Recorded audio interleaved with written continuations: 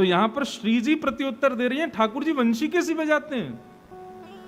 बोले ठाकुर जी जब वंशी का वादन करते हैं तो उस समय आकाश में ब्रह्मा, शिव, सनकादि, सरस्वती आदि सब देवी देवता कान लगा करके, चित्त लगा करके ध्यान से सुनते हैं। और सरस्वती की तो ये स्थिति हो जाती है, वो संगीत की पुरोधा हैं, संगीत की उद्गाता हैं।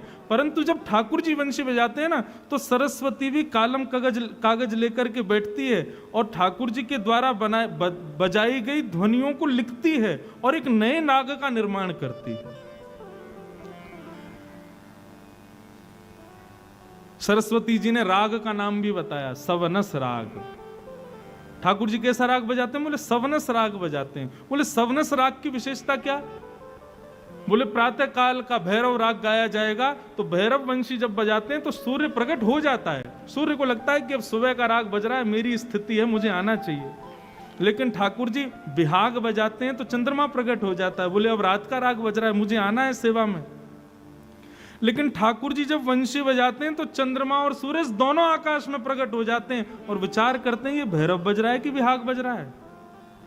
मतलब कोई बेसुरा कंसुरा नहीं, सूर्य चंद्रमा में ये होड़ लगी है कि ये अब मेरे को सेवा में जाना है कि तुझको जाना है। दोनों की स्थिति समझ नहीं पा रहे हैं। ठाकुर जी जब वेणुवाद्य करते हैं तो आकाश में सूर्य, चंद्र, तारे, समस्त देवी देवता खड़े होकर के कान लगा करके ठाकुर जी की मधुर वेणु की ध्वनि को सुनते हैं। ऐसा युगल गीत में ठाकुर जी की वेणु का वर्णन बताया गया। अब वो तो पूरा युगल गीत चले तब उसका और व्याख्या उसकी अद्भुत है, परंतु अब इसमें एक लीला हमारे ब्रज की सुनाई जाती है, बहुत ध्यान से सुनना। ठाकुर जी जब वंशी बजाते हैं तो आकाश में चंद्र और सूर्य दोनों प्रकट हो जाते हैं। आकाश में देवी देवता विचरण करने लग जाते हैं। सरस्वती आदि संगीत के बड़े बड़े एक संगीत के गंधर्व हैं, उनका नाम है हा हा हु गंधर्व। ये गायन के बड़े अच्छे गायक हैं देवताओं के। ये सब भी ठाकुर जी की वेणु को बड़े ध्यान से सुनते हैं। क्यों? क्योंकि ठाकुर जी जब वंशी बजाते हैं तो कुछ ऐसा बजाते हैं कि संगीत के ज्ञाताओं को कुछ ना कुछ नया मिलता है। लेकिन हमारे लाला के सब सखा फूले नहीं समाते जब लाला वंशी बजाते हैं। मधुमंगल, श्रीदामा आदि सब कहें लाला तेरी वंशी ऐसी बजे, ऐसी बजे, ऐसी बजे, बस कहा बताएं। मधुमंगल श्रीदामा से ठाकुर जी को भी पूछते हैं, बोले क्या स्थिति हो? गोपियों की स्थिति तो हमने सुनी है, उनके घर में भोजन नहीं बन पाते, वो जैसी हैं वैसी स्थिर रह जाती हैं। मधुमंगल श्रीदामा ने तुम भी बताओ तुम्हारा क्या हो गया? मधुमंगल बोले लाला मेरी स्थिति तो ऐसी, पेट में दर्द हो तेरी वंशी सुन लूं मेरा पेट दर्द ठीक है जाए। श्रीदामा बोले लाला मुझ को नींद नहीं आवे, लेकिन तेरी वंशी सुनूं तो मुझ को नींद आ जाए। तन सुखा, मन सुखा, धन सुखा, ये तीन और हैं ठाकुर जी के सखा। तन सुखा से पूछी तो को कहा मिले? वो लाला मुंह को तो भूख लग आवे तेरी वंशी सुन के। और ठाकुर जी आनंदित हो रहे हैं उनकी बात सुन के, पर इस भाव का बड़ा अभिमान करते हैं सब सखा। पूरे हमारो लाला बड़ी मधुर वंशी बजावे और बाकी वंशी सुनकर के ऐसी ऐसी स्थिति पूरे ब्रज में होवे। सब लोग यहां देखो, यहां देखो, यहां देखो, ध्यान से कथा सुनो। एक दिन ठाकुर जी ने ऐसी वंशी बजाई कि यमुना जल भर रही गोपियों की मटकियां लेकर के जा रही हूं, तभी ठाकुर जी ने वंशी बजाई, वो सबकी मटकियां, वो स्थिर स्थिति ऐसी होगी मटकियां गिर गई। तो मधुमंगल श्रीधाम बोले हमारे लाला की वंशी ऐसी है, कहा बताएं। कोई गोपीन के कार्य भी पूर्ण ना है पामे। गोपी बोली हम जब तक सह रही हैं मधुमंगल, लेकिन जादना हमारी श्री जी अपने पे आ गई ना, तेरे लाला की वंशी धरी रह जाएगी। मधुमंगल बोलो तो फिर ले आओ श्री जी, आज है ही जाए, देख लें कौन ज्यादा ज्ञाता। सब सखियन ने जाकर के श्यामाजू के चरण में प्रणाम करके कही, बोले हे श्री जी, ये लाला और या के सबरे सखान ने हमारी नाक में दम कर रखो है। बोले कहा? बोले वही वंशी है, इन पर घूम फिर के कछु काम नहीं बनने हो तो वह वंशी बजा दें और हम वह वंशी को सुनकर के ऐसी है जाए कछु कही ना पावे। श्री जी ऐसे तो हम ब्रज में नहीं रह पाएंगे, कछु तो करना पड़ेगा। तो श्री जी बोली फिर एक काम करो। क्या? बोले श्याम सुंदर से कहो वो अपनी बंशी लेके आवे यमुना पुलिन पर, और हम अपनी वीणा लेके आ रही हैं, और कल नेक नेक है ही जाए, देखें कौन में ज्यादा ख्याति है। मधुमंगल श्रीदामा सदैव यही कहते रहे, बोले हमारो लाला बंशी बजावे, आकाश में देवता प्रकट है जाए, सूर्य चंद्र आदि सब प्रकट है जाए, नेक दिखाते दो इन लोगन को कि हमारी श्री जी कैसी।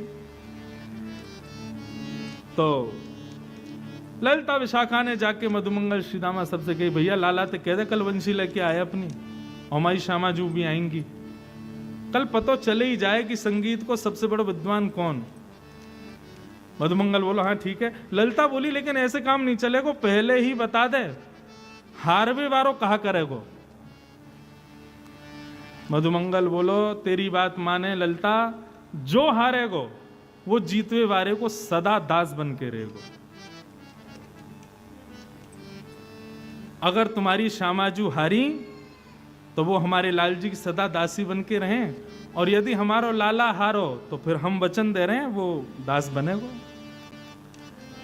यही संकल्प से कंपटीशन जैसा एक रखा गया।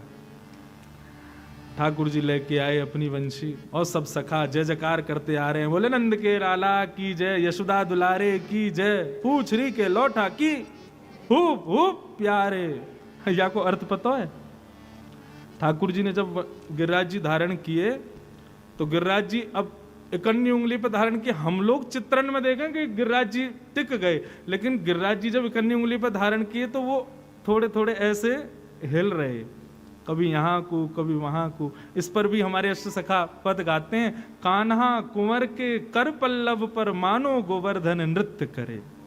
श्री गिरिराज जी नृत्य कर रहे हैं, और जैसे ही गिरिराज जी एक तरफ को झुकें तो सब ग्वाल वाल अपनी छड़ी लगावे, और जैसे वो कहते हैं जोर से जोर लगाओ, क्या बोलते हैं होइसा, क्या बोलते हैं हाँ, जोर लगा के हईसा। ऐसे ही हमारे सब ग्वाल वाल अपनी छड़ी को स्पर्श करा के हुप हुप अब ऐसे ऊपर को करें, इतने में ही ठाकुर जी संभाल लें, बोल जय हो प्यारे। तो इसलिए कहते हैं बोल पूछरी के लौटा की हुप हुप प्यारे। ये हमारे ब्रज को ही है, बाहर के लोग ना बोल पाए, श्री जी वारे तो जाने ही ना है। तो सब जय जयकार करते आए। ठाकुर जी भी इतराते भय उमड़ घुमड़ करके अपनी वंशी लेकर के आए। सब सखियां सामने बैठी हैं। श्री जी एक तार को झंकृत करती जा रही हैं। क्यों? बोले क्योंकि वंशी बजते ही सब बेहोश रह जाएंगी। तो श्री जी की तार की जो झंकार है वो सब गोपियों को बचा रही है, वो सब सखियों की हृदय की स्थिति को वश करके बैठी है। और ठाकुर जी ने बजानी प्रारंभ करी वंशी। जैसे ही वंशी प्रारंभ हुई महाराज, ब्रजमंडल में आधे आकाश में अंधियारी, आधे आकाश में उजारो, सूर्य चंद्र प्रकट हो गए। मेघ के राग बजामे तो एक जगह वर्षा हो रही है, राग कुछ ऐसे बजावे तो मानो जैसे दीप प्रज्वलित हो रहे हैं। ठाकुर जी के रागों को देख करके समस्त राग रागनियां आकाश में प्रकट हो गए। प्रकट होकर के सब हाथ जोड़ने लगे, जय हो जय जयकार करने लगे। मधुमंगल श्रीदामा फूले नहीं समा में उछल उछल करके जय जयकार करें, जय हो हमारे लाला की। देखो कैसी वंशी बजा रहा है, आकाश में देखो सूर्य चंद्र प्रकट हुए, सब देवी देवता प्रणाम कर रहे हैं, हमारे लाला के आगे सब नतमस्तक हैं। ठाकुर जी ने खूब देर वंशी बजाई। गोपीन को मूर्छा तो आवे, लेकिन श्री जी की वीणा की एक झनकार उनको बचा रही है। जैसे ठाकुर जी ने वंशी को नाद विश्राम कियो, मधुमंगल बोलो और ही ललता, अब या के आगे भी कछु कोई बजा सके? हम तो कह रहे हैं या बात को यहीं पूर्ण करो, तो को भी बहुत काम होंगे, हमको भी बहुत काम है, हम भी जाएंगे। श्री जी से कहो अपनी वीणा लाल जी के चरणन में रखें और दासी बन जाएं सदा को, यही बात को विश्राम कर दें। ललिता बोली ऐसे काम ना चलेगा, हमारी श्री जी बजाएंगी। और सुनो अब तुम कान लगा के। ठाकुर जी बैठे हैं, सब सखा बैठे हैं। सामान्य हो गया मौसम, सूर्य चंद्र आदि सब स्थिर हो गए, सब चले गए, देवी देवता भी सब व्यवस्थित हो गए।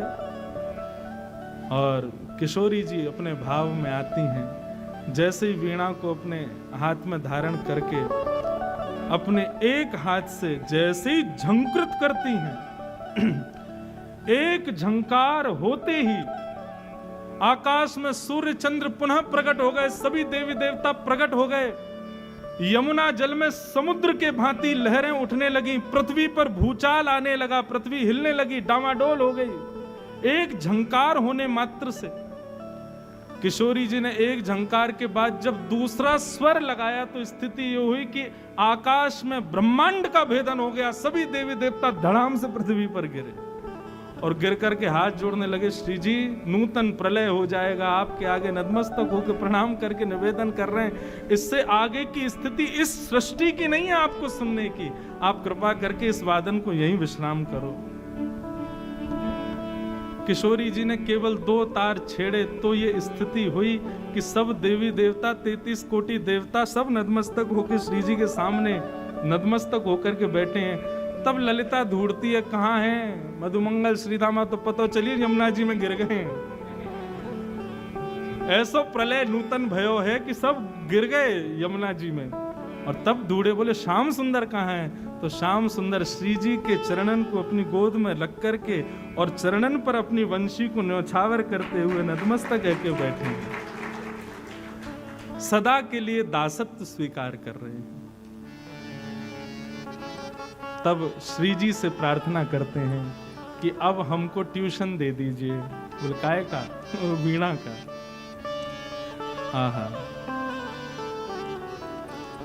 नवनिकुंज मंदिर में प्यारी, नवनिकुंज मंदिर में प्यारी, नवनिकुंज मंदिर में प्यारी, नवनिकुंज मंदिर में प्यारी, पियहि सिखावत वीणा प्यारी, पियहि सिखावत वीणा प्यारी, पियहि सिखावत वीणा प्यारी, पियहि सिखावत वीणा।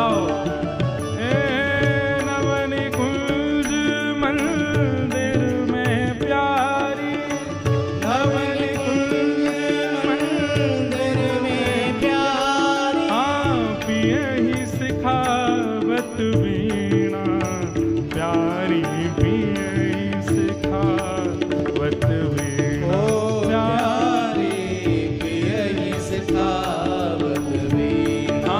श्यामा जो पियहि सिखावत वीणा, श्यामा जो पियहि सिखावत। बोलो युगल बिहारिणी बिहारी सरकार की।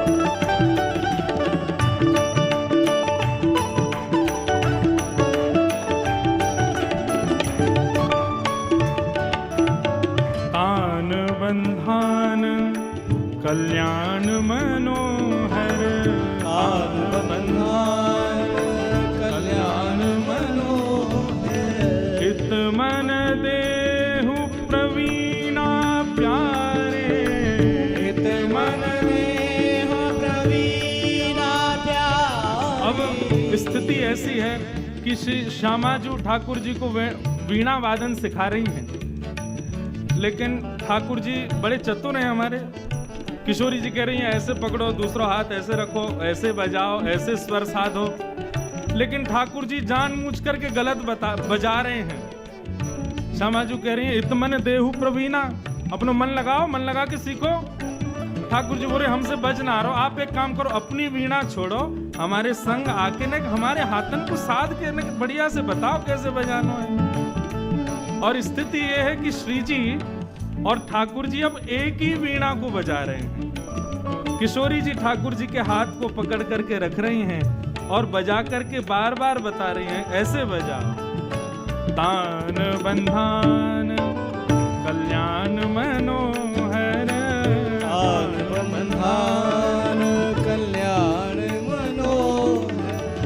हित मन देहु प्रवीणा प्यारे, हित मन देहु प्रवीणा प्यारे, नवनिकुंज मंदिर में प्यारी, नवनिकुंज मंदिर में प्यारी, पियहि सिखावत वीणा प्यारी, पियहि सिखावत वीणा प्यारे पियहि सिखावत वीणा, प्यारी पियहि सिखावत वीणा। प्यारी पियहि सिखा। करताल बजा के गाओ भाव से। ठाकुर जी किशोरी जी वीणा बजा रही हैं, आप ताल दो।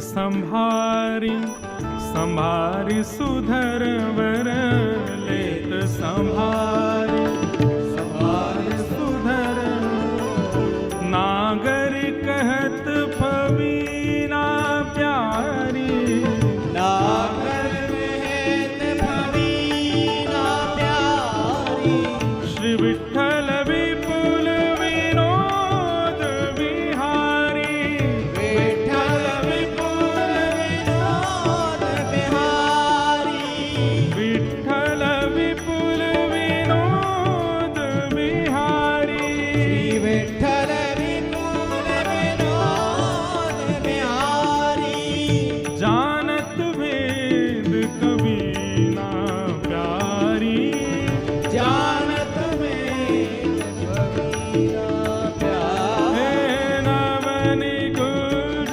मंदिर में प्यारी, नवनिकुंज मंदिर में प्यारी, पियहि सिखावत वीणा प्यारी, पियहि सिखावत वीणा प्यारी पियहि सिखावत वीणा, श्यामा जो पियहि सिखावत वीणा।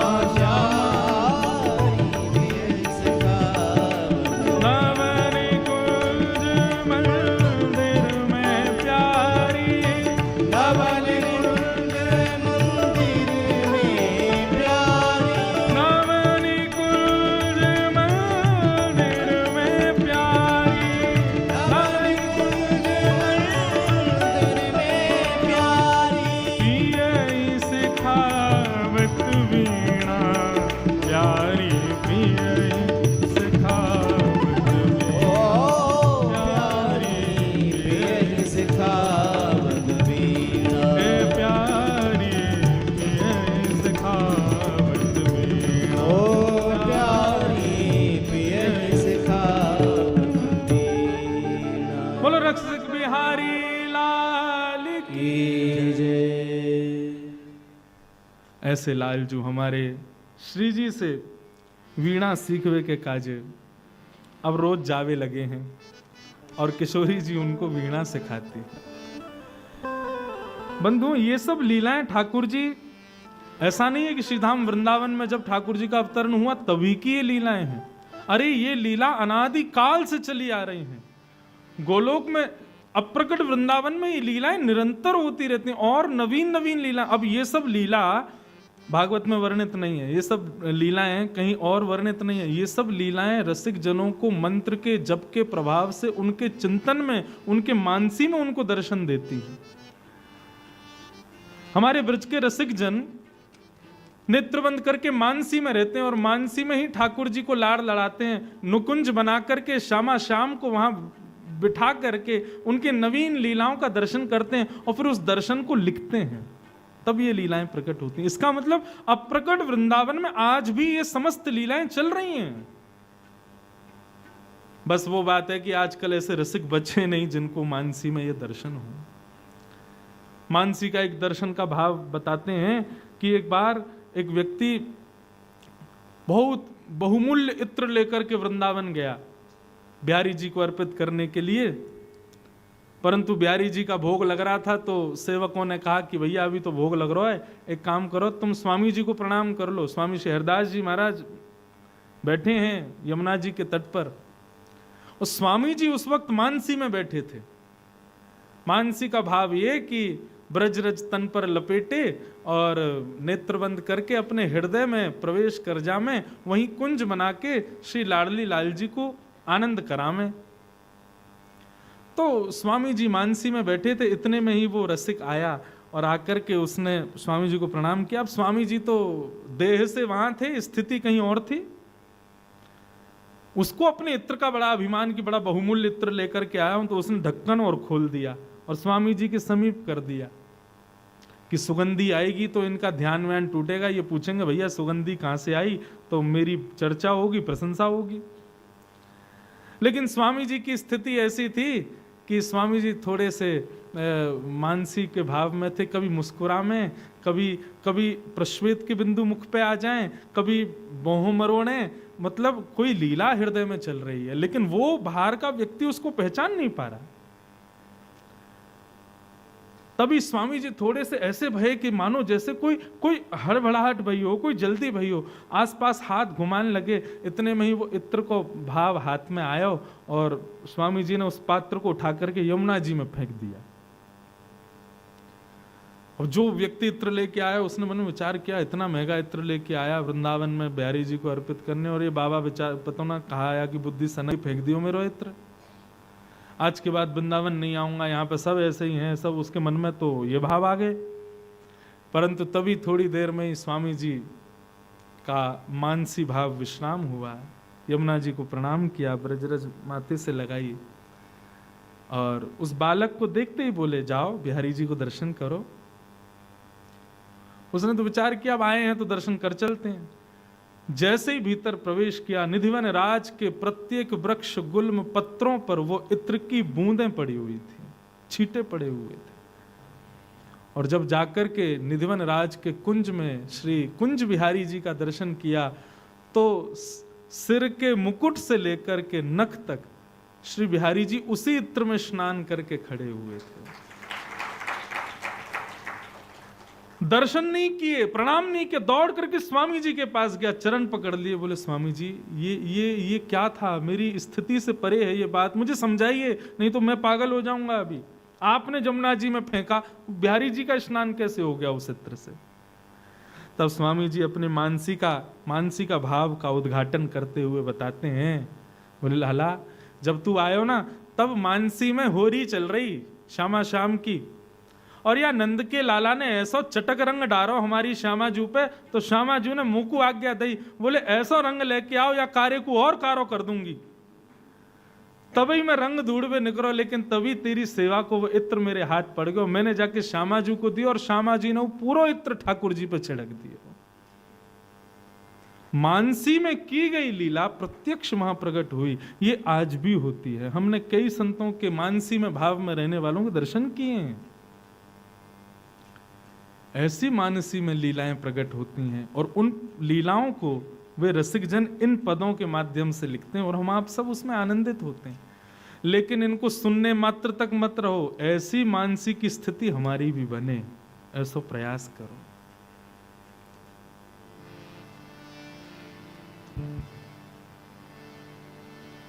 ऐसे मधुर भाव श्यामाजू के, किशोरी जी के, ठाकुर जी के, अरे वो अद्भुत हैं, एक से एक हैं। हम तो रोज 50 पद निकाल के लाते हैं और मैं तो ये सोचता हूँ कौन कौन को सुनाऊं, कौन कौन को सेवा में लाएं। इतनी लीलाएं हैं, इतनी कथाएं हैं। कल इस मधुर भाव का विश्राम है और कल का कथा प्रसंग सुबह होगा 9 बजे से। तो कल विश्राम है, इसका मतलब ये नहीं कि यूं सोचो है गए 3 दिना में। तिजोरी में से जो 3 दिन नहीं निकलो वो कल निकलेगा। या हमारे कल सवेरे ही उठ के जल्दी जल्दी सब नाश्ता पानी बढ़िया प्रेम से पाके 9 बजे तक स्थिति में यहाँ आ जाइयो। हमारे लाल जी भी कल जल्दी जल्दी आवेंगे।